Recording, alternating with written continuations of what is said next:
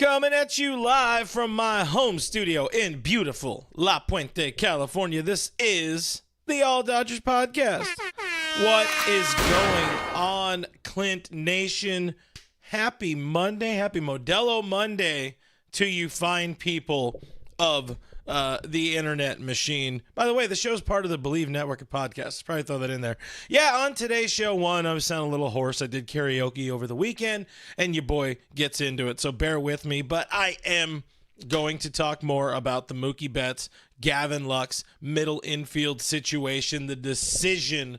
And this time, I'm not going to hold back. Honestly, over the weekend, I've kind of held back. I kind of held back on every time talking about it because I'm trying not to really just, I don't know about throwing Lux under the bus. It's not that situation. I don't want to go in on the dude, and it's not necessarily about him. It's about the entire situation. It's about shortstop, and it's about winning some effing ball games. Plus, some opening day rosterbation needs to happen. We got to make some predictions for the opening day roster. We got an opening day starter.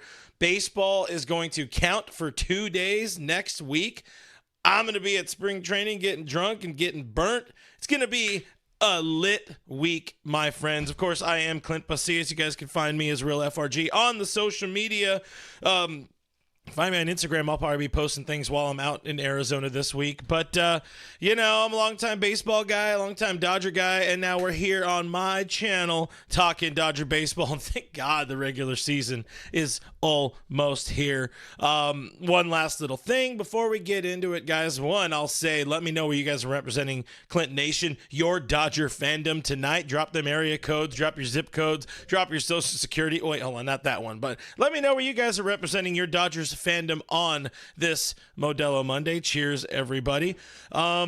But I gotta remind you, because why not? I started still trying to get it to take off a little bit. I did start a Patreon. If you want to find a different way to support the channel and get a couple of perks out of it that maybe you'll like, maybe you won't, I don't know, check it out. There's a couple of options to help support the channel, and hopefully I can keep trying to do more stuff throughout the season. That's the goal. But patreon.com/realfrg is a way to support the channel. Another way to support the channel is to subscribe, hit the thumbs up on the videos, hit that notification bell. Most of the time it works, and you can know when we are going live. But let's get the F into some comments here. Let's have a little sippy sip. First one I see right here is Jenny checking in from Oakland, California. Jenny, I did not know you were in Oakland, but how about the A's, huh? Let's see, we got Denny Cortez checking in from the 909 Colton. Sarah Morris checking in the chat saying, hi, Lux stinks. Who will play second base and shortstop? We'll talk a good amount about that. I mean, we know who we want to see playing. I already see a Willy Adames in there, although I'm not really going to push for a trade. I'm not going to push for a Willy Adames thing because I don't think it's going to happen. Kevin Uhas in the chat. What's going on? Kevin says, I'm all out of Lux. I am out of Lux to give. I'll tell you that one for damn sure. Talk to one of my guys, one of my close confidants on baseball, who said, quote, Lux is Dookie AF. Eric Sklar, my guy Eric, what is going on? Cheers to you. Eric says it is Modelo time. It's Modelo time, fool. Roxy's Vision, what is my go-to karaoke song? I got a list. I'm not kidding. I got a list of probably about 150 songs I'll rotate through. That said, I really enjoy as a warm-up, Rolling Stones Miss You. That's a good one. That's fun. The Cake cover of I can't remember the song right now. The one with the words. But anyways, I do a lot of songs. Richard is checking in, rocking with Clint in Devore. What is going on? Richard, thanks for hanging out with us. I know you were just out in spring. I will survive. Thank you. The computer typing at me. War games over here. You guys should see this side of it. So Mrs. FRG, she keeps up with the show and adds some notes in our little run of show here. But it's very War Games-esque anyways. I Will Survive, the Cake cover of I Will Survive. That's one of the quality go-tos right there. Christian Gomez saying, Clint, what is up? Let's get the show fired up. It is a Modelo Monday. We are looking to have a good time, not a long time. One sec here. Sorry, I'm texting my guy. That's pretty good. Thank you, dear. I'm texting my guy, Doug McKain, right now. I want to get his thoughts. I haven't talked to him about the Lux situation, but he knows how I feel about the Lux situation. Showtime LA says, get Adames immediately. Roy Estrada says, hi, Noah. I don't know why I read that one, but Noah's in the chat. Roy Estrada's in the chat. Bob Nightingale, Bob Nation was the first comment, I think, of the night. Bob Nightingale says also, what a really bad day for Lux. I mean, they're all kind of getting added up, the bad days for Gavin Lux. Michael Carrillo saying, I like this one. He might actually get traded at this rate. You're definitely not helping the Gavin Lux trade value at this moment. I'll tell you that much right now. Not the best of showings from the kid. I will say he's hitting the ball well. We'll talk about that in just a second. Let's get through a few more comments. I want, again, this is your guys' show. I'm just hosting it. I totally invented that one, by the way. Neil Kasamoto checking in, Honolulu, Hawaii. Aloha to you, Neil. Thanks for hanging out with us. Diane is in the chat, of course. Diane. I mean, I'll give everybody, felt really loud. I'll give everybody a fine clap for sure, but I felt like, Diane deserved one right there. Let's see what else we got here. Roy Estrada wants to see Andy Pages up already. He's not a shortstop, not an infielder. So that's a little bit of a problem. Sarah Morris is done with Lux after today. Not a very good showing out of Gavin today. Drops he gave way to a ball he should have caught when CT3, it was a pop-up, infield pop-up. Gavin Lux's ball all the way. CT3, I don't know if he called it. I don't know if they said anything about it. I didn't hear Dave talk about it. I just know Dave was upset. We saw the look. My guy Doug posted the clip on the Twitter of the look from Dave after that dropped ball from Gavin Lux, or that non-play that happened for the Dodgers there. Johnny Owen, breaking news here. I'm really sorry about Gavin Lux's ass, and I don't want to go in on the kid because he does have a future. He does have potential. We've seen him be good at times. Right now, it's all up in the head. It is all up in the head. I should probably get into the show now, guys. Let's point out, Yang Yi says there are 8 days. There's an 8-day gap between Korea and U.S. It's something different. We'll talk more about that later, but your games 1 and game 2 starter a little all over the place. Let's have a beer and then let's get into first.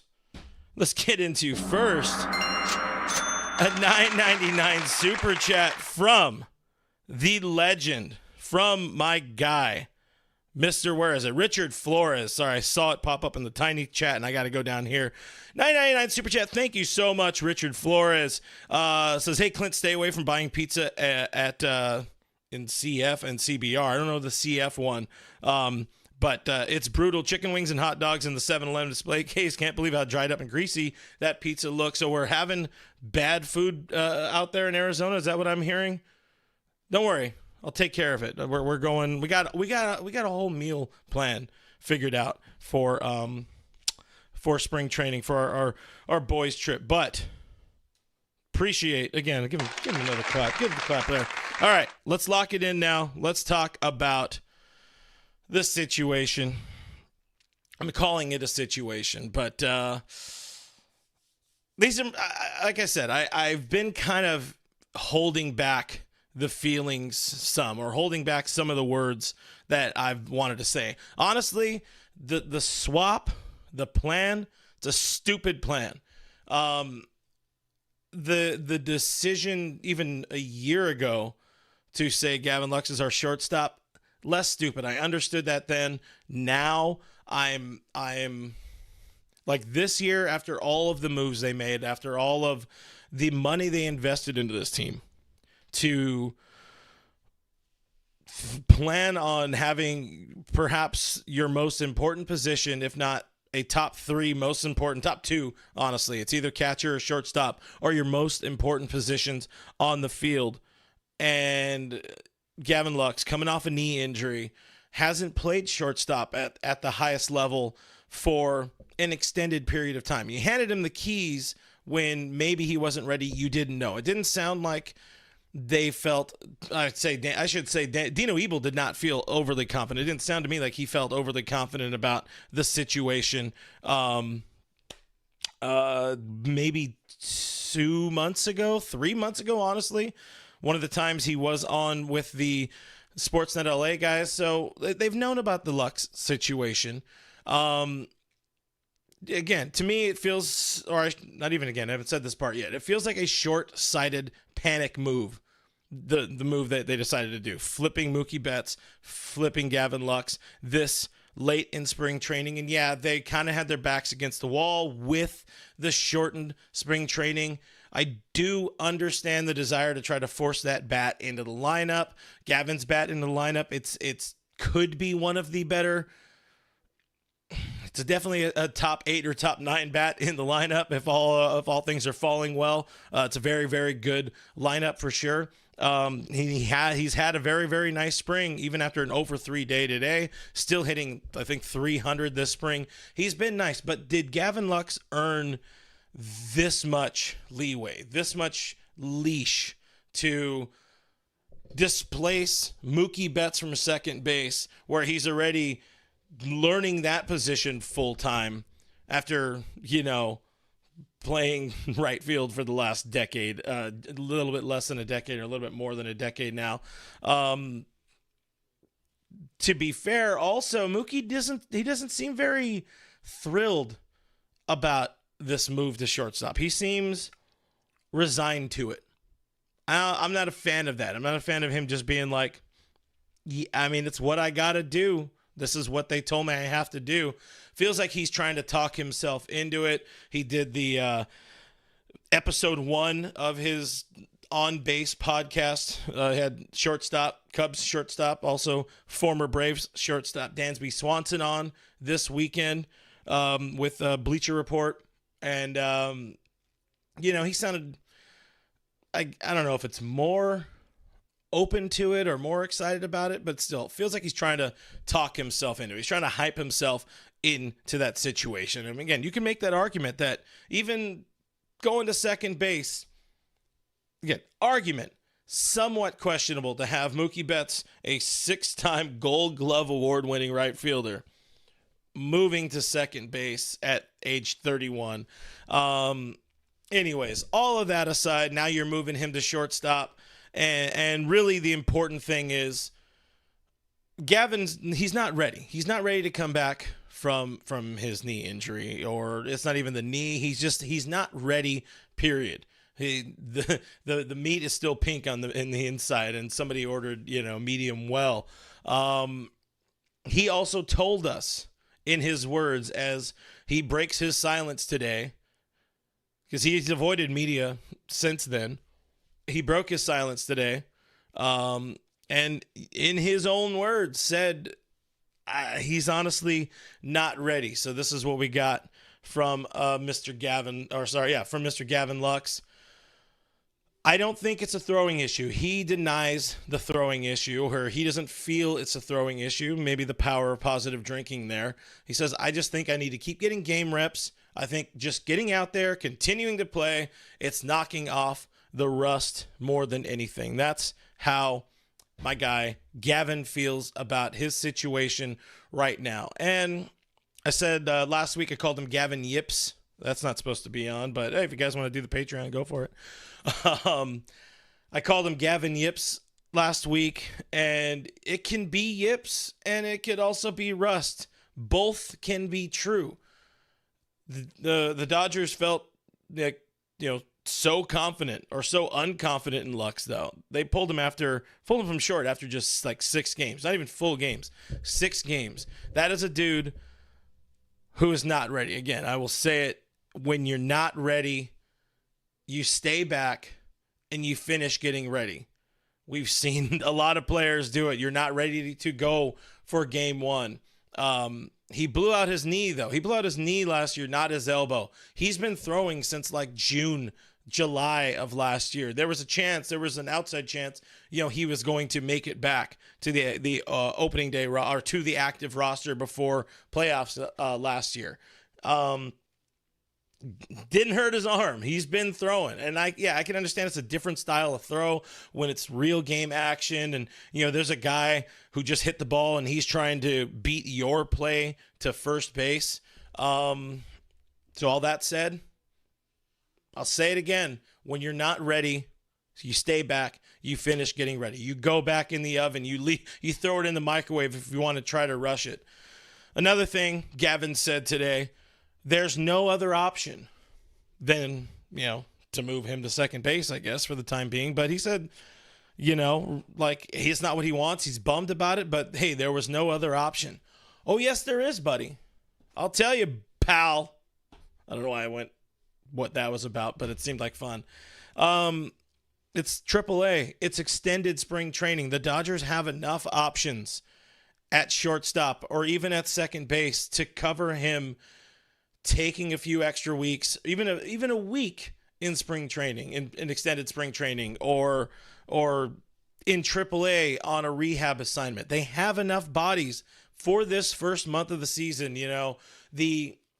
We blow up the idea of opening day and making that roster and all the pomp and circumstance and all of this.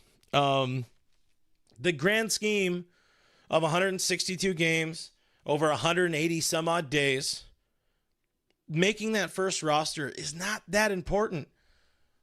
Be best in October. Be your best version of yourself later in the season, man. I love this one, Mr. John Rod, and I've seen the comments. You guys are firing off right now. We will get back into some of the comments, but I like this from Mr. John Rod saying, I know we're all venting frustrations, but I agree. The major league team is not the place for him to work out the kinks of throwing the ball. Not right now, and not with this season. You have time. You have months. You have a lot of ability to get it figured out and then come back. Whether it be like what they're doing with Walker Buehler, he's going to spend a month in extended spring training and then, pitching regularly, building up his innings at AAA. If it's good enough for Walker Buehler, it's good enough for Gavin Lux. I did say last week, with Luxie's situation, he's getting the balls to baseballs. He's getting 2 plays. He's just missing the back half of plays. Jerry Harrison Jr., he said it, he's not finishing his throws, and that's a mental thing. That's a yip. That's aiming. You're not feeling the looseness of the play. Oh shit, there's a lot of people here in the stands. Well, there's a lot more on opening day, especially in LA. So again, it might just be the best case scenario. Same thing I said last week. Just buy him some damn time, but he's not right. He's not right, and what they're doing is not right.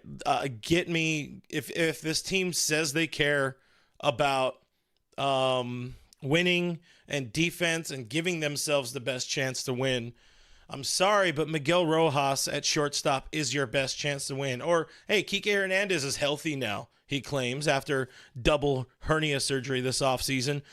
Give him a whirl at shortstop again, or even at second base if you really want to buy into Mookie. I don't think Mookie should be playing second base. I don't think he wants to be playing second base.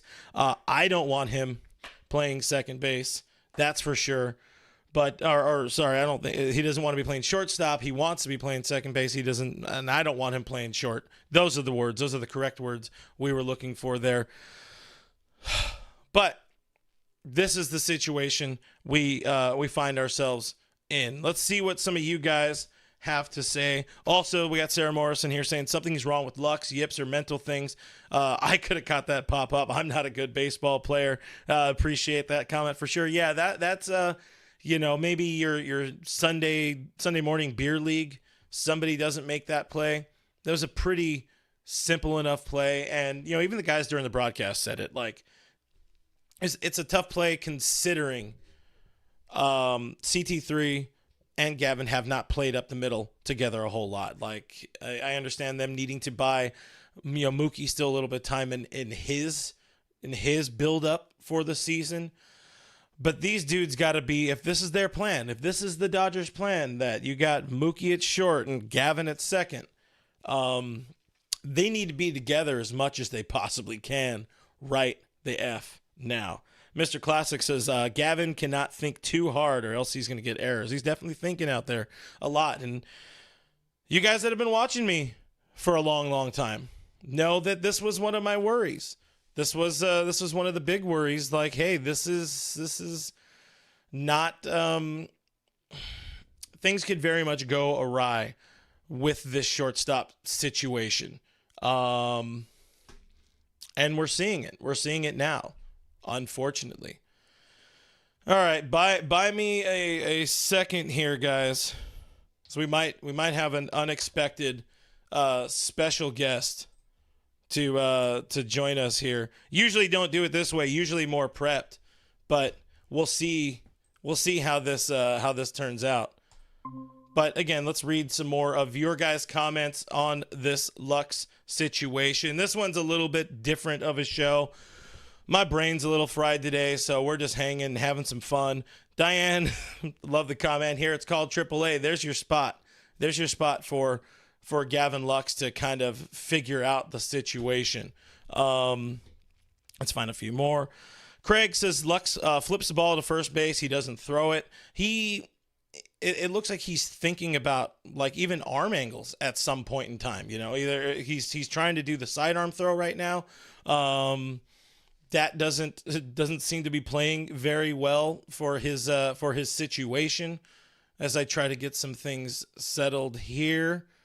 I think we just got a pretty significant super chat in. Did I see that correctly here on my tiny screen? Let's go. Let's see what we got here. Oh, shit, we did. The right field pavilion, a legend. Oh, that's the wrong button. This is the one. That's the one. And more, $20 super chat from the right field pavilion. Thank you so damn much. You are a legend. Says Dave Roberts stated the Dodgers would win the World Series in 2021. Dave Roberts leaked info on Ohtani visit, then stated that Mookie would be their everyday second baseman in December 2023. Dude needs to learn to shut the F up and let things play out. It's not a bad take. It's not a bad take. Although I wouldn't say, I don't think Lux at short was 100% all of Dave's decision. This was just kind of one of the guys they had. But, it's tough. It's tough all around. Diane says, now you're all going to love Rojas. Please do appreciate him. He has rocks. I am a fan. I am a mega fan of Miguel Rojas. He is such a good defender at shortstop. He is what this team kind of freaking needs up the middle, if I do say so myself. And like I said last week as well, as we kind of keep talking to buy time to see if our alleged special guest is going to join us after all. With Rojas at short, that makes Max Muncy's job that much easier, that much simpler.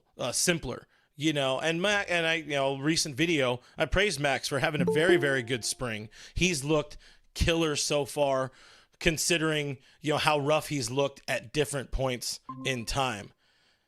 But let's see, you guys hear noises. Is that somebody that just happens to join the show here? I hear a little bit of feedback from myself, but you guys hear noises. Is that he's doing connectivity. Are you there? What up, Mr. Pasillas? Mr. Clint Pasillas, my guy. Am I in? I think you're here. I was one of those amateurs that had the radio playing. When they called the radio station, you could hear it. That was me right now because I had you open in another tab and I had your show rolling. But, yo, what is up, man? We got a problem. We have some issues in the infield. I think that's what you were addressing, that we were talking about with Mr. Gavin Lux. Yes. And, yeah, I think for me, what I've been talking about on my show, really the last couple of weeks, when you've had these warm and fuzzy feelings about this team, you almost couldn't say anything negative, really, when you looked at the roster and the rotation and everything was going right. And then I said, look, Gavin Lux could be that guy. There's no doubt about it, but he has to prove it. He has to earn it. And unfortunately, it's a lot of mental, but I think that it's more than just that. I mean, you look at a couple years ago when he had a pretty extended run with Corey Seager out and he got an opportunity. The fielding was still there. The range was above average, but still he was in the 8th percentile when it came to arm strength. And I think it's a combination of you're coming back from the injury and you're having to use this year's team as your get back year, as your training grounds. The perfect year for him to return was the 2023 season when everyone picked the Padres, when you didn't have these expectations.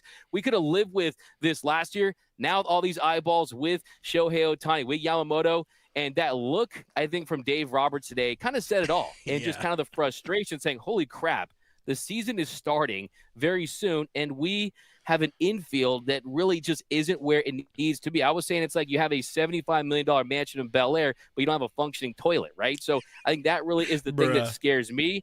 And look, I also said a couple days ago, I said, look, I know it's going to be a little dramatic, but seriously, for this guy, you can sell the idea of AAA right now, right? Yes. Last year, I don't think you could have sold the idea of AAA. This year, coming back from the injury with the issues that he's had, I think, I've heard I forgot one of the commenters saying that he's trying to guide it. And that's how it looks like he's trying to play beer pong with it, right? Yeah, instead that's of, a good one. Not throw it to the glove, throw it through the glove, right? And it's unfortunate because you and I, we talked to Gavin Lux on a couple different occasions. After all of my shows, I pull up his Twitter just to see if he's still following me because I'm kind of scared, right? But yeah, it's definitely concerning. Look, let's be honest. That's the Dodgers' biggest storyline right now in AAA is the infield defense. Yeah, no, it's tough. And I'll say thanks for joining my guy. Very, very last minute call. This literally happened while I was already live. So hardest working guy in show business right there, guys. You always make sure you're following DMac_LA. But Doug, listen. We did however many shows, however many last season alone, where we knew Gavin Lux was not going to be in the mix, and I was still worried then. I thought it would be more about the knee. I don't think it's the knee situation. I think it's we've seen the video. Our internet buddy, Bruce Kuntz, he posted video, and we've also seen other video. You got Mookie, you got Lux, you got Freddie Freeman working on the backfields together. They're throwing, this guy is hitting the chest is Gavin. It's the lights. It's the people. It's the yips. It's the situation is too big. How the hell? You've watched a lot of ball over your lifetime. How do you get past that? And we've also seen Lux go through this, kind of get through it, but you've also seen some people who can't get over the yips. Your Rick Ankiels, your Hung Chi Kuo's, first two names that pop up in my mind. You're also somebody that's spoken to Gavin Lux, who you've seen the fire, you've seen the confidence in him at times. I don't know how much of it is him putting on a show, or it just, it evades him at different points. I see Denny Cortez saying he's traumatized, and it doesn't look to be like a knee situation. It's literally just the first thing you do with dad when you're getting into playing ball. You go out and have a catch. He can't go have a catch with Freddie Freeman from shortstop or second base. How do you fix this? How do the Dodgers remedy this if they're not going to do it at AAA? Yeah, and Clint, honestly, I hate using the word yips, right? Because it seems like it's like saying Tommy John. You just kind of want to use those words when you link them to a certain player. And we kind of broke down kind of the history of yips on the show a couple days ago. We were talking about Eric Bristow, who was a 5-time darts world champion who got dartitis, right, where he couldn't hit the dartboard. And there really is a psychological part of it. And it's basically you get performance anxiety, which is a really nice way of saying choking, right? But let's just be honest, that's what it is. And then also there's this physical toll it takes on your body where your muscles start to tense up and you start to rush. Anytime you're a little nervous, you speed up a little bit. I definitely think there's a combination of that, but I also think too, if you kind of break down his throwing from this year in spring training all the way back to a couple years ago, you can see he almost was abandoning the lower body as far as the mechanics go, and just the motion isn't good. And if you look at his baseball savant as far as his arm strength, right, we already talked about it earlier, he's ahead of Trevor Story and Dansby Swanson and Marcus Semien and Kyle Farmer a couple years ago. He's literally ahead of those guys. So those guys, they find a way to make the throw, right? And the reason they do it is if you don't have a Fernando Tatis level arm when he was at shortstop, or one of the better arms in like those Javier Baez or something like that, what you have to do is kind of, I think, slow down, sync up the mechanics, and just go out there and not rush the throw. And I think that, like you said on the show, yeah, AAA, is that the best place for him to do it? I think that, yeah, his confidence would take a hit. There's no doubt about that. But look, he needs reps, man. He needs to see himself fire that ball to first base as many times as he possibly can. And then that's not going to bleed into fielding it. And that's not going to bleed into hitting. I mean, one thing for me is, look, no one's talking about the fact that he is hitting around 300. Mm-hmm. Yes, the slug isn't there. You're not seeing the extra base hits, but if you're hitting 300 towards the bottom of the lineup and you're getting on base, you're turning over that lineup and you're putting ducks on the pond for Mookie and Ohtani and Freddie, you are going to provide a ton of value on this team that Rojas, who, let's just call it what it is, one of the worst, if not the worst, hitting shortstops in baseball, is going to provide. So, look, all they needed him to do was be just around league average, but now you're in a position where you just can't have a Gavin Lux next to a Max Muncy, so the left side of your infield is below average. You've got to be the guardian of the infield as the shortstop. You can't force extra innings and extra pitches for Yamamoto and Glass now, and some of these pitchers have had durability issues. So, yeah, it's definitely a major concern, and I got to give credit to the Dodgers organization for kind of pulling the plug on this experiment earlier. But I think for me, the big question is, one, how, like you said, how do you remedy this situation? Is the Gavin Lux at shortstop experiment over, or is this okay? Put him at second, where he's been an above average second baseman, where he provides value as a hitter, as an above average bat that brings the speed dynamic? Or do you say, wait a second, Mookie Betts at shortstop for a full season? To me, that's not the answer, because Mookie at this stage of his career, his biggest value is what he does at the plate. Anything that has the potential to take away from that, and you have the fact that, you know this better than anyone, Clint, if everything breaks right for Mookie Betts, right? If everything breaks right, at the very best you can hope is maybe he's a slightly above average shortstop. Probably going to be just average, right? That's just how this position is. It's not easy, right? That's why there's only 10, 11 guys that can do this defensively at an average to above average and do it from a hitting standpoint too. So I don't like the idea of Mookie as my full-time shortstop, and I don't know what you do with Gavin Lux if he's not going to be your shortstop. Yeah. I mean, we've gone in on Luxy on this situation, but you got to really focus in. I know you've already been doing it on your show. I'm not a fan of the idea of Mookie, moving Mookie. And at the same time, and I've already mentioned it a number of times over the last couple of days in my show here, is Mookie was happy. He looked thrilled about the idea of playing second base. You know, you could move in to second base from right field at 31 and leave those 6 Gold Gloves behind and probably be okay at second base, getting used to it. He played it as a professional, did not really play much shortstop as a professional. But I think what they're doing is honestly pretty unfair to Mookie. And he doesn't seem thrilled about it. I already said it earlier on the show. He does not seem thrilled about it. He's like, I'll do whatever the team needs. But your best situation is an infield of Freddie, Mookie, Max at third, and Miguel Rojas at short, because I was just saying it before you popped on. Rojas helps out Max at third base as well. It takes off some of the pressure off of Max Muncy in that situation. And if we're looking at the most recent numbers, last year you got a 290 on base for Miguel Rojas. So you're looking at somebody getting on base 29% of the time versus 33, I think it was 33% of the time, or 330 on base for Lux in his, breakout season in 2022. That little bit more of on base. And if we're talking about the absence of slugging right now, when we talked to him at spring training last year, his thing was trying to put on the power, trying to put on the girth, get a few more long balls. He doesn't need to do that in the 9-hole. Nobody really needs to do that in the 9-hole. Just keep the line moving, and if you're doing it a little bit less, that 5 or 6% less, and adding whatever it was, I think 12 defensive runs saved for Rojas as opposed to -3, I think it is for Lux in his career.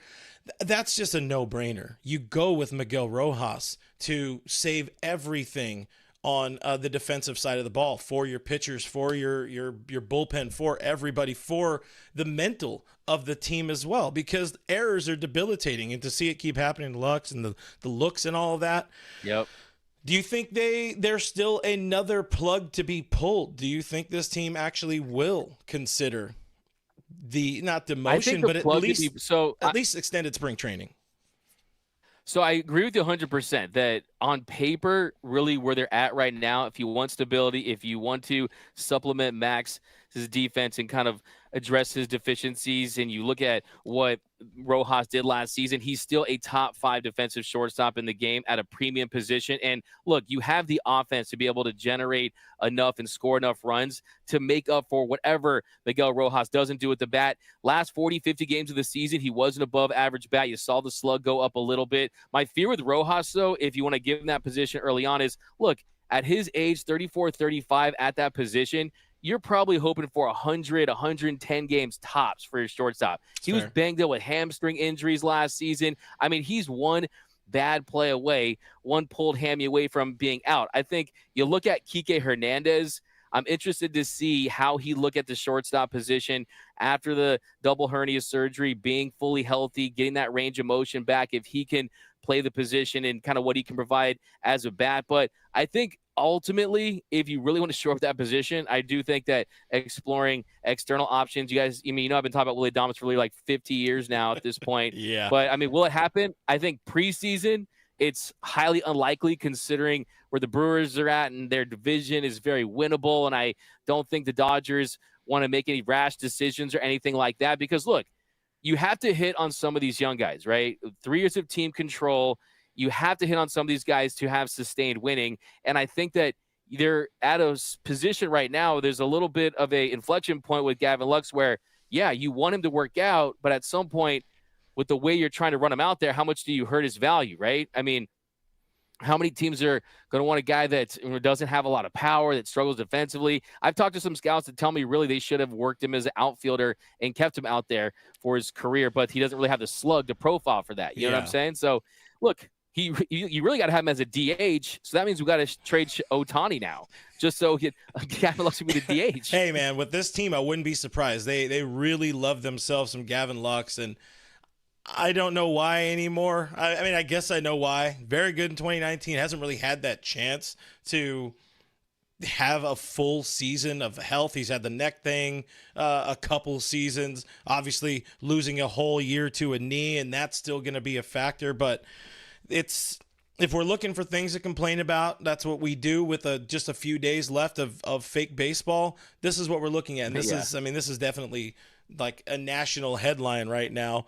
The best team in the world. Petriello tweeted about it, right? Yeah, exactly. I think Mike Petriello.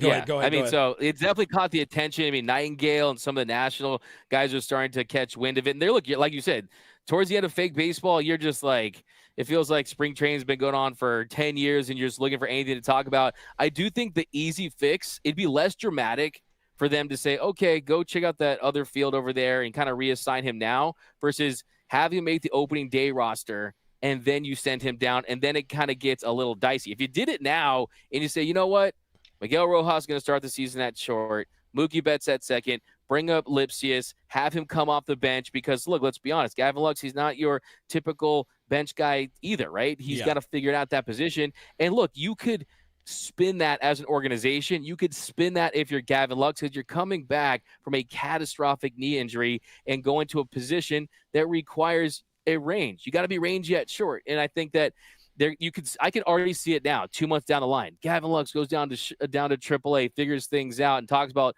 working with mental coaches and everything that he's learned. And at that point, Rojas is probably hitting like 140 and he's really struggling. So you really want to bring him up, give him another opportunity. So look, I think the bold move would be to do that. I think the question is, do you fear kind of losing Lux if you do that, and how will that impact his confidence?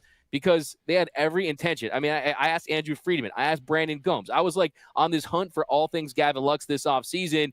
And I even asked Brandon Gomes, I said, look, how much did you guys look back at the defensive metrics of Lux a couple years ago, and how much did that factor into your decision to say, okay, we'll give you to be the long-term solution at shortstop? And they said they like what they saw. They said that he graded out as fair. And I don't know what they're using to evaluate him, but what we see, the eye test plus just how it makes you feel when he's out there, you're afraid that a ball's going to get hit to him, right? That's not what you want to see. No, he was better. He was definitely better when he filled in for Corey Seager in 2021. That's the guy you want to see, and he could still be that guy. Right now, it's very clearly, it's all in his head. We know he has the mentals that will bug him at time. They'll have the brain bugaboo. And I think, like, I love what you said there. You now have the opportunity to buy yourself that time, to buy him some time where it's not like, hey, we need to send him down. Now it's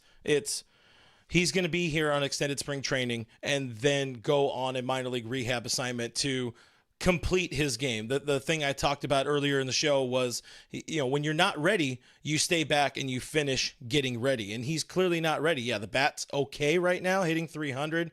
But you need to be a complete ball player. And if you can't be a complete ball player, then stay back and get ready. We're talking 2 or 3 weeks. If Walker Buehler can do it, Gavin Lux can do it, swallow a little bit more, pride and be okay with, I've seen some people talking in the chat about trading him. Zip Code Zero, by the way, we got a super chat here from Zip Code Zero, $2 super chat. Thank you, Zip Code Zero, saying asking the odds Lux is traded before 2025. Man, that's a tough one. You got odds on that? Look, I think I see people out there, get ready to speak OKC, get ready to speak Milwaukee. I mean, Milwaukee, just depends on how teams view him, right? I mean, Milwaukee doesn't need a shortstop right now. I mean, you got Ortiz in there. And then yeah. I mean, obviously, you got Willie Adames, too. But I don't think they'll end up getting an extension done with him, especially when you look at what Dansby and Xander and all these guys got.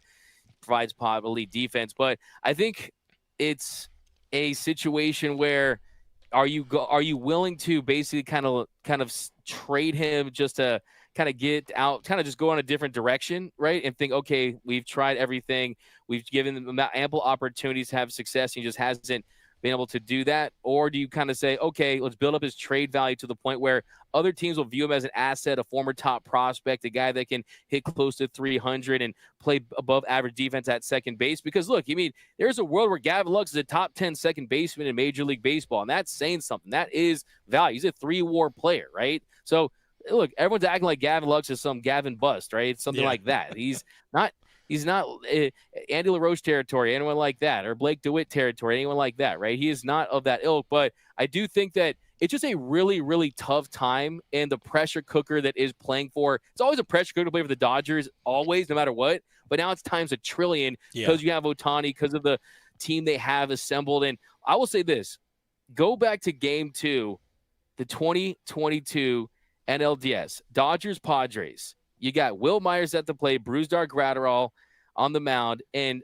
Trey Turner boots one, doesn't make that play, and then that ends up really flipping the series on its head right there. The Padres go on to win that game, and then the Dodgers lose that series, and now the Dodgers are in the conversation for one of the biggest busts in the postseason for a team that won 111 win games, right? One of the only teams to win over 110 games and not get to the CS, right? That series, for as good as that Dodgers offense was that year, you're not going to score 6-7 runs a game in the postseason. And defense definitely matters. So, yeah, you really have this team that you can't allow an infield position like the shortstop spot cost you on that level. That's why I don't think Mookie's the answer. I don't think necessarily Lux is the answer right now.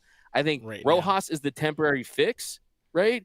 Kike is an option. Taylor, honestly, Clint, when you look at the combination of offense and defense, CT3 is an above-average shortstop, and his bat against left-handed pitching, right? I mean, he's pretty decent, but then you kind of lose his value by not having that optionality, that positional versatility. So they're in a tough spot, but I will say they're in a much better spot than most 99.9% of organization. I mean, this is rare to have this many internal options when your shortstop is not working out, right? I mean, you're talking 3-4 guys. It's not normal. They're stacked. They're just too afraid to pull the plug, and you do wonder if they're aware of his lack. I wouldn't say lack. I don't want to keep shitting on Gavin in this situation, but he doesn't have the strongest mental fortitude. These type of things, these situations get to him and they snowball, and we've seen it happen with him over the course of his career. 2020 was obviously a wash. 21 had some struggles while also playing well, but right now, if you take a few weeks, and then we look down in October when there's a parade inside my city. Nobody's going to remember that Gavin Lux opened the season at AAA, or again, you don't sell it as AAA. It's a minor league rehab assignment. That's exactly what it is. You're not optioning him. It is a rehab assignment. He's not ready. You're not going to think about that. You're going to be happy that this dude, hopefully, knock on desk here, figured it out and is able to install himself as the starting shortstop for the Los Angeles Dodgers. Every little kid's dream. But Mookie should not be doing that. And I think we both agree on that. We both agree on all of this kind of stuff because we do the brain good. No, fact. No, facts. And I think, look, like I said, it's fun, the idea of Mookie at short. And look, let's be honest. If Mookie played shortstop for 150 games at around an average level and put up anywhere near the numbers he did last season, he's going to run away with the National League MVP. But guess what? What's been the issue with Mookie Betts last couple of years? Has been the regular season. It's been the fact that he's been Mr. August and not Mr. October, right? So I think having him at shortstop adds to that problem, because you're not putting him in the best position to be fresh when it matters most, to come through when the lights are bright. I think that adds to the problem. It's not about the solution. This team, I don't care what you put on this team, Ohtani, Freddie, all these guys up and down the lineup. The numbers still prove that this team goes as Mookie goes. When he scores a run, just look at the win percentage difference, right? It's that way for a lot of teams with their stars, but Mookie in particular, when he has success at the plate, this team's win baseball games, and that's why I don't love the idea of him at shortstop for another reason. It's just because I think that takes away from what he could possibly do in the postseason because of the rigors of that position, how demanding it is. Let's turn into the all Lux, all Mookie Betts show so far, guys. Doug, I know you're a busy man. I don't want to keep you here for 1,000 years, but I appreciate you popping in and hanging out either way. I do eventually want to switch gears a little bit on stuff, so I'll give you the option. I'll give you an opt-out right now since you popped in. I know your ass just got home and all of that, so the important thing is, guys, Doug was here. It's always fun when Doug's on the show because it gives me an opportunity to drink easier as well, but I always love talking baseball with you, I'll be on soon, man. I'm headed to Korea on Thursday, so I'm going to be out Yobaseo. Out in Korea, that means hello. I got my Rosetta Stone. I'm learning. So, for sure, man. It's always vlog great. it. Yeah. I really want you to vlog. We're going crazy vlog style. You know my boy Daniel Kim, ESPN KBO Insider, he's going to take me out to the city. It's going to be no baseball talk. It's literally just taking me out to the city, taking me out, no tourist stuff, just a real deal Korean experience. So it's going to be good times out there. And honestly, I'm just so stoked that the season is finally getting going. It feels like every season is the most anticipated season in Dodger history, but I think this one just trumps all of them, of course, for obvious reasons. And yeah, tons of pressure on this team, and we're already seeing it with the Gavin Lux situation. I think the pressure I think there's a world where Ohtani not being on this team means that Gavin Lux has had a better spring at short. I think there's the pressure. Trust me, Clint. Yeah. When we went to spring training last year, and we're hanging out the dock scrums, we're hanging out the clubhouse. It feels like it's a different team in a different market. It feels like the LA Dodgers, it's like the New York Dodgers. It feels like it almost feels like they're a New York level of buzz surrounding the team, and just different, man. I think the players have talked about just their renewed sense of focus and just their preparation level, and just really trying to, one, live up to the expectations, and two, trying to really prove that the last couple of years wasn't the true team that they really are. So, yeah, no, it's definitely exciting stuff, man. Always appreciate coming on. You're the man. Hey, no one knows ball like Clint Pasilla. So, yeah, it's always great to talk Dodger baseball. That's my favorite thing in the world. But, yeah, man, I'm going to go have some beans. Get your no, that's what I want to see. I want to see one of them Cholula quesadillas, the famous McCain. I'm a great quesadilla maker, so I'm about to boss one of those out, man. Yeah, man, talk to you soon, Clint. Hey, take it easy, man. I'll catch you. I'm looking forward to the Korea vlogs. D-Mac does Korea, guys. But it's popping, bro. It's popping. But peace out, my guy. Later, man. We always appreciate the incomparable Doug McKain. I appreciate that guy for popping in very, very last second on the show here. But sorry to leave you guys hanging. Things became things. I didn't want to just do this entire show with just my thoughts as I tried to fix some things here. But here we are. I think we've had enough Gavin Lux talk for now. As my guy, I see my guy Noise by Noel jumped into the chat. Appreciate you guys. Appreciate the chat still going off. Appreciate the love for my guy Doug being on the show. Always appreciate that guy. Who do you guys want to see at shortstop? We'll get into that in a second, but first, I think we should probably get on to the next part of the show real quick. We'll go through it. We'll motor through it as quick as we can as I try to lock my brain back in. This was definitely one of those shows where it's tough. Sometimes it's very tough running a show by yourself while also trying to produce in the background. But let's do a little bit of roster talk. I want to do it now. I'm probably not going to do a show, a live stream at least on Thursday. I will be out at spring training, and who knows, I might be drunk on Thursday. I might actually still be at a ball game. But big news did drop yesterday and especially today. The first two in the Dodgers rotation are set. Not super surprising, not super shocking. I would have thought maybe Yamamoto would get that opening day nod, but instead Dave names Tyler Glasnow as the opening day starter. He will pitch against old friend Yu Darvish, and Yama gets game 2 against Joe Musgrove. So you can't go wrong with those two guys. The important thing with Glasnow, he does have past experience. He started at least one opening day. I forgot if it's one or two, but he has done the opening day gig with Tampa in the past. And yeah, this is going to be a lot different than an opening day start with the Tampa Bay Rays, but it's all one and the same. Bobby Miller will be traveling with the team to Korea. He will not be on that roster, though. He's going to start the one of the practice games, one of the exhibition games they're doing against the Kiwoom Heroes or Team Korea. So he will be out there with the team, not on the active roster. James Paxton, the number 4 starter, will be staying in Arizona and getting more work. He's going to be pitching a B game in the minor leagues or on the minor league side and continuing to build up his pitch count for the regular season. So both of those guys are not going to be on the active roster, Dave Roberts announced. So that opens up even more spots on the roster. We know Gavin Stone has essentially locked up that number 5 spot. He has that freedom to be a long guy in the Korea series. Michael Grove now probably definitely locks up a spot on that roster. The club can bring 31 players with them on that traveling team. So let's talk a little bit about the bullpen stuff, because the last episode or last live stream I was talking about, hey, this bullpen is kind of looking pretty set. And then things happened, and then I was also, wait a minute, we haven't seen that much Brusdar Graterol. And then, they announce, hey, he's not going to make that trip. He's got a hip thing that's also leading to a shoulder thing, so he is slowed. Is Brusdar Graterol. We've only had one firing of the bazooka this spring so far. And the other one, the last one I did a video, was the Blake Trinan situation. The last time I had left everybody, I was saying, hey, this looked like, it sounded like, it felt like a rib fracture.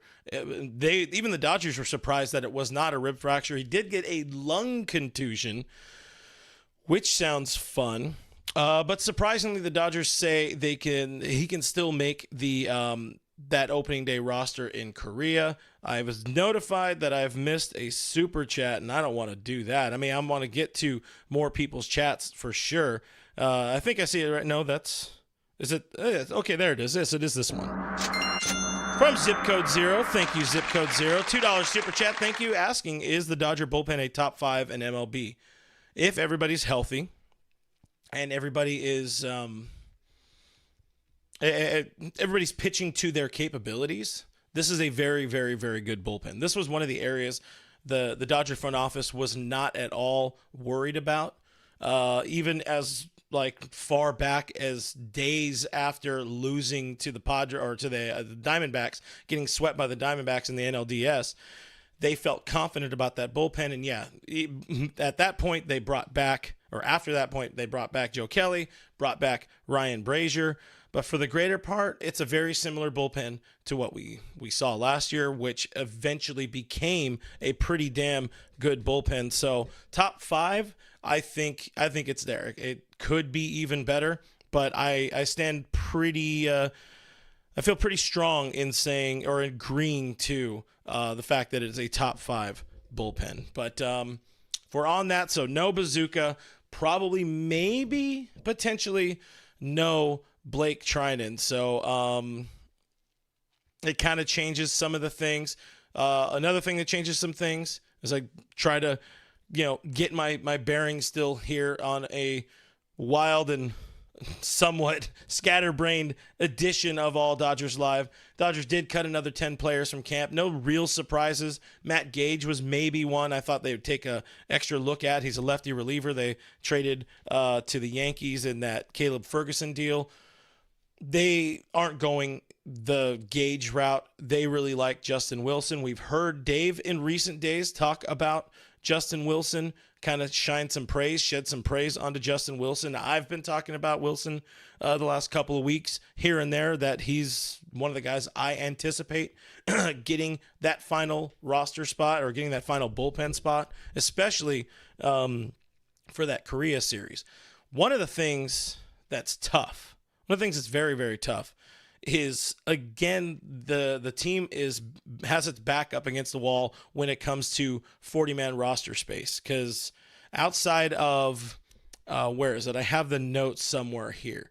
So if you DFA somebody like the kid they just traded for, Andrew Lipsius, you can open a spot there. If they DFA Ricky Vanasco or Gus Varland, I would imagine it's going to be more of a Vanasco over a Varland, but that's an option. Or if they want to activate and then put Nick Frasso on the 60-day IL, those are really the only opportunities they have to open up roster space, 40-man roster space. They're not going to put Emmett Sheehan on the 60-day. They're not going to put Walker Buehler on the 60-day IL, so they're in a tough spot right now. But a whole bunch of other pitchers, you guys already know about them. I don't really want to get into each of the names, but number 1 prospect Dalton Rushing was one of the guys who was optioned or reassigned to minor league camp. So the team needs to put together 31 players to travel with them to Korea, or they can. Then they need to assemble a 29 player active roster plus taxi squad, because you get 3 players on your taxi, and then 26 players for that 2-game set. What I assume, it's going to be 13-13. So my prediction is, of course, Glass now, or my projected opening day pitching staff, according to me, Glass now, Yamamoto, got Gavin Stone, you got Evan Phillips, Joe Kelly, you got Michael Grove, you got Ryan Brazier, you got Alex Vesia, Ryan Yarbrough, JP Fireeisen does make this bullpen. And I do think Justin Wilson, and then it comes down to if Blake Trinan is healthy, it'll be him. If not, it's probably going to be Gus Varland, unless somehow they create another space for somebody like a TJ McFarland. So there's your 13. If people wanted to type that out and make it look good, I didn't make a graphic. I didn't have time for that. Walker Buehler, Emmett Sheehan, Clayton Kershaw, Dustin May, Tony Gonsolin all opened the season on the IL.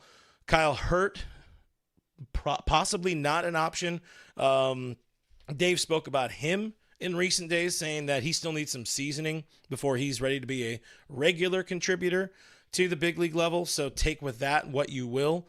If regular contributor means coming up and staying up, or if that means, we can have him on this brief roster, which is very much a possibility. So if so, it would be Hurt over like a Varland if Blake Trinan cannot make that trip. But I'm being alerted to a super chat. Let's see. I feel like I have a pre-game jet lag here, by the way, because I saw a jet lag thing. Going to Korea. Brain is all over the place today, guys, but we're doing our best. Diane Schroeder with a $10 super chat. Diane, thank you. I love you for that. You're the best. Saying, who do we like for the number 5 starter? My vote goes to Gavin Stone. It's going to be Gavin Stone. Good thing is he's earned it as well, has Stoner. It was going to be Sheehan. Sheehan's hurt. So give it to Stone, and we like bullpen Michael Grove for sure. I'm seeing some congrats in there. What am I missing? A lot of things going on in the chat. Again, it's an all over. I'm trying to catch up on things going on here in the chat. Diane also closed a deal. She's one of them house selling people. So awesome. Congrats to Diane. Paying it forward here on the show. We appreciate that as always. To finish up my thoughts, and then we'll do some comments, and then we will get out of here, guys. So we got 13 pitchers. Let's look at 13 position players. You got Shohei Ohtani. You got Will Smith, obviously. You got Freddie Freeman, Mookie Betts, Max Muncy.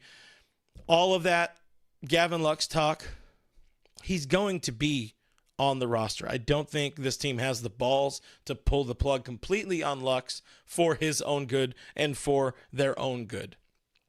Plus, they kind of don't have anybody. Is it like Doug said, Andrew Lipsius? Is it going to be Andy Lipsius taking that final spot?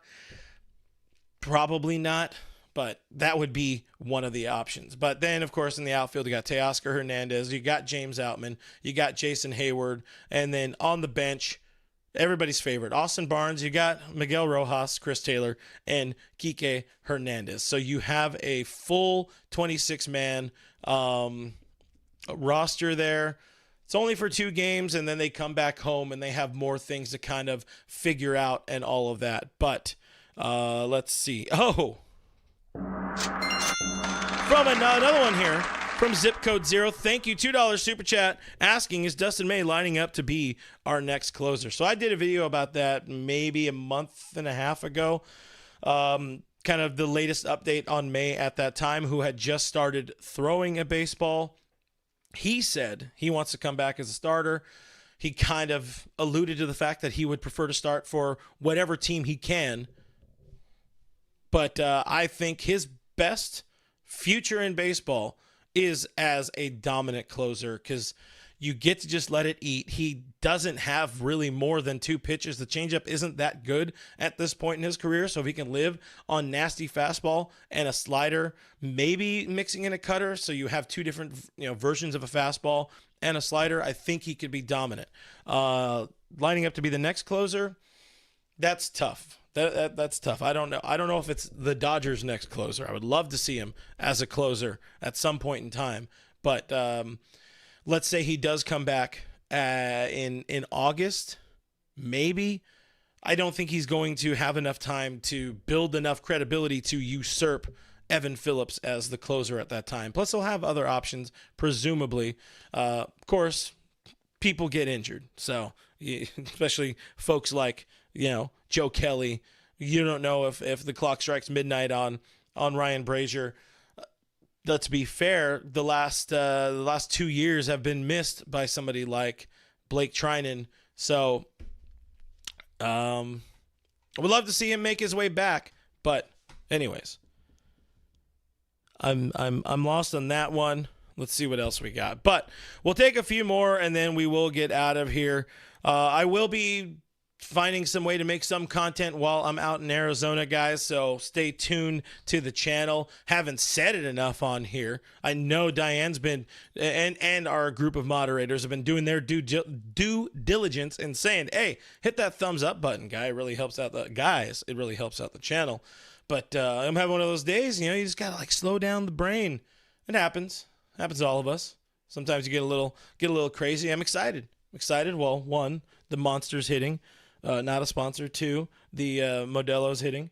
Not really. And, one of those shows where you're pulling it together as it goes, and we're having a good time. But let's see what else. Let's take a couple more, and then we will get out of here. I've seen a few people talking about Bauer. I don't care. I don't care to talk about the Bauer thing. So, Mr. Seabad saying, what do you keep pointing at? I'm looking over there, and I don't see anything. What am I pointing at? Yes, pointing here. Pointing right here, this guy. Jenny Vegas says, please support Clinton Nation through Patreon. Hey, guys, that's another cool way. You could help out the channel. Talked about it again. I'll talk about it again real quick. Couple of little perks in there. I do have a voicemail line to people in that higher tier where you can literally just like call and leave a voicemail, and I'll play it on the show. I got to push our patrons so far who have put who have been kind enough to join that tier. I haven't got voicemails yet, guys, so I need people to call in, and maybe I'll do a whole show while I'm in Arizona based on those voicemails. I think it'll be fun. But let's see. Holy.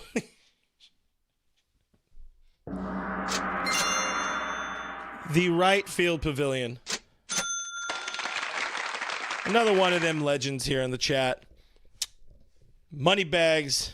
I mean, appreciate the hell out of you. Appreciate everybody. Appreciate every super chat of all shapes and sizes. But we got a $50 super chat from the right field pavilion, buying my first 2 rounds of brews at Camelback Ranch. Appreciate you. I'll give another gong for that one. You guys are freaking amazing. Yeah, that's all I'll say. You guys are freaking amazing. Even when we have these shows where the brain is all over the place, you know, it doesn't belong in your face. I don't know. That was one of those things. But with that said, I will make sure I post.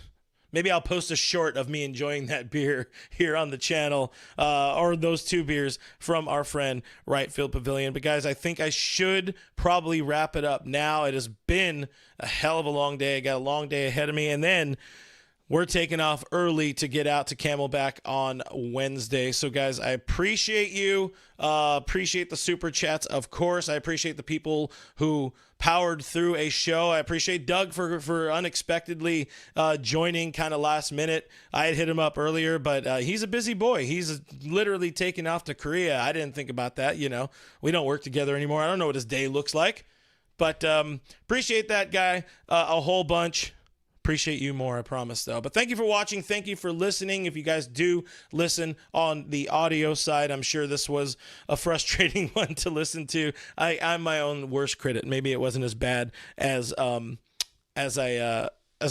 thinking, but I appreciate Diane. I appreciate our Jenny Vega for doing some moderation. I don't know if IB Strokin was in the chat, but I appreciate our moderators here on the channel as well. Thank you for the comments. Thank you for the questions. Thank you once again so damn much for the super chats. I'm Real FRG on the things. Find me there, especially on Instagram if you want to keep up with spring training content. Hope the video earned a thumbs up. Hope we earned a subscription out of you, and I will see you on the next one. Okay, bye.